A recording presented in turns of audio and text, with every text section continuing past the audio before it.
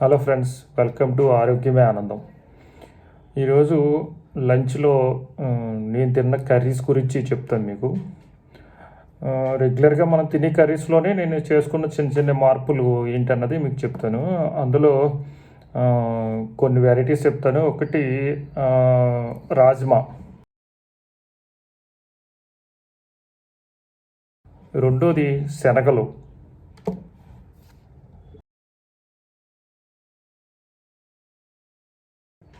మూడోది సోయా లేదా meal maker, నాలుగోది స్వీట్ కార్న్,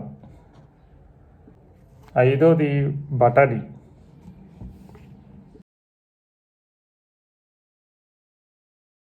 అది పూల్ మకాని, తామర గింజలు కూడా అంటారు,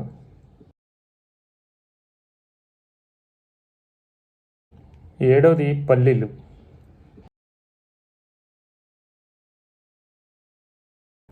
అది ఈ 7 రకాల్లో ఏదో ఒక రకం నా లంచ్‌లో ఖచ్చితంగా ఉండేలాగా చూసుకున్నాను అన్నమాట నేను.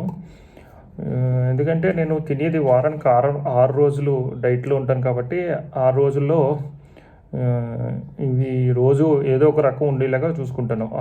ఈ 7 తినాలంటే 7 తిననవసరం లేదు. అలాగే ఇప్పుడు ఇందులో వేరుశనగలు నాకు పెద్దగా ఇష్టం ఉండదు కాబట్టి, పడదని నా ఫీలింగ్ కాబట్టి కొంచెం తగ్గించి ఎప్పుడన్నా తింటాను తప్ప రెగ్యులర్‌గా కూరలో వేసేవాడిని కాదు. అలాగే లేదు, మీకు ఇందులో 1, 2 నచ్చలేదనుకోండి, అవి తీసేసేయండి, ఇబ్బందేం లేదు. మీకు ఏయి నచ్చితే అయ్యి. ఇప్పుడు ఫర్ ఎగ్జాంపుల్ ఆనపకాయ ఇగురు వండుతున్నారు. అందులో తీసుకెళ్ళి ఒక గుప్పుడు బఠానీ అందులో వేయమనండి, అంతే సింపుల్‌గా. లేదు రేపు పొద్దున్న ఏదో వంకాయ కర్రీ చేస్తున్నారు, దాంట్లో ఇంత మీల్ మేకర్ తీసుకెళ్ళి దాంట్లో వేయటం. లేదా ఇంకో బెండకాయ కర్రీ ఏదో చేస్తున్నారు, దాంట్లో రాజ్మా గింజలు గుప్పుడు తీసుకెళ్ళి వేసేయటం. అంతే సింపుల్‌గా. ఇంకొకటి ఏంటంటే, ఇప్పుడు ఈ కార్న్ తినమన్నాం కదా, లేకపోతే ఈ ఇయన్నీ తినమన్నాం కదా అని చెప్పి వీటిని డీప్ ఫ్రై మట్టుకు చేయకూడదు. అదొకటి నేను చేయలేదు ఎప్పుడు కూడాని. ఎందుకంటే డీప్ ఫ్రై చేస్తే మన అందరికీ తెలిసిందే అందులో ఉన్నవన్నీ పోతాయి కాబట్టి. ఇగురులో కానీ వీటిలో ఇగురు కూరలు వండుకున్నప్పుడు వీటిని తీసుకెళ్ళి మనం ఇద్దరం తింటుంటే కనుక 2 గుప్పుళ్ళు, మన గుప్పుల్లో ఎన్ని వస్తాయండి. రాజ్మా ఉంటే రాజ్మా, పచ్చి బఠానీ అంటే పచ్చి బఠానీ, శనగలు ఉంటే శనగలు, మీకు ఏ ఐటెం కావాలంటే ఆ ఐటెం అందులో తీసుకెళ్ళి దాంట్లో కలిపేటమే. అంతే సింపుల్. ఇవి ఇవి ఇవి చాలా మ్యాజిక్ చేస్తాయి. అంటే లోపలికి వెళ్ళిన తర్వాత మనం బరువు తగ్గడానికి బాగా హెల్ప్ చేసే వాటిల్లో ఈ ప్రధానమైనవి మాట. నేను పాటించాను, అంతే. మీకు సింపుల్గా చెప్పాలంటే నేను పాటించాను, నాకు రిజల్ట్స్ వచ్చినాయి కాబట్టి మీకు దీన్ని సజెస్ట్ చేస్తున్నాను మీకు. వీటిలో మీకు నచ్చని ఏదైనా మీరు తీసేయచ్చు, మీకు కావాల్సినవి యాడ్ చేసుకోవచ్చు.